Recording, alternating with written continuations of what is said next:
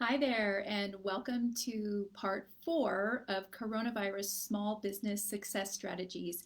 So, this is the fourth installment of tips and strategies to keep your and open during changing times. And this applies not only during coronavirus, but any time that your business or your economy is the economy is in a state of flux.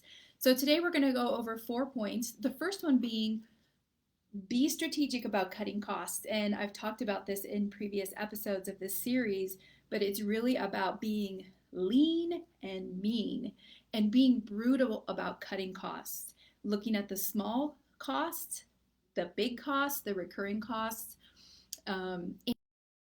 There's things that we forget about that we're actually spending because we go on autopilot. So I highly recommend looking at your bank statements and your credit card statements on a regular basis so that you can see some things that you might be missing. And I truly believe that cutting costs is one of the ways to that cutting costs is an asset to recovery in your business. So the less money you spend, I feel like the faster you can recover during changing times. So really take a micro look at how you're spending and just be brutal about it. If you don't need it, don't spend it. The next one is number 2, success strategy for today is to reduce your payroll. In times like this, we have to be prepared, make decisions that may be uncomfortable or painful. And one of those is taking a look at our staff.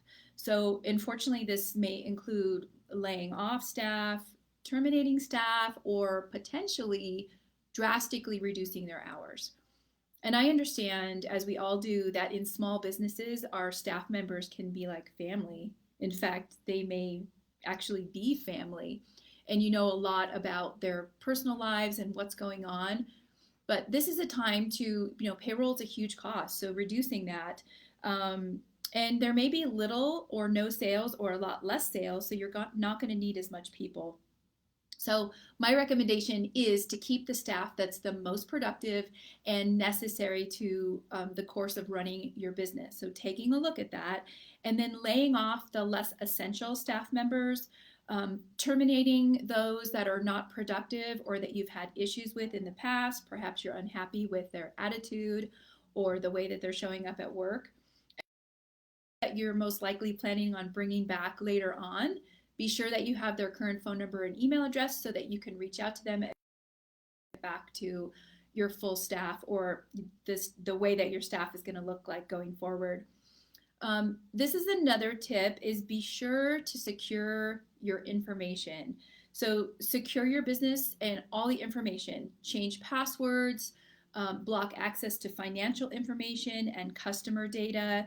Be sure to change any keys that you may have for your storefront.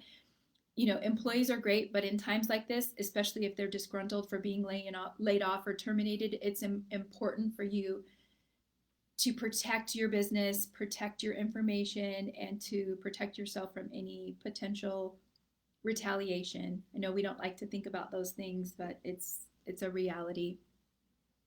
The third tip, success tip for today, is to reduce your office space. So take a look at if you're laying off employees or re-strategizing how that's working.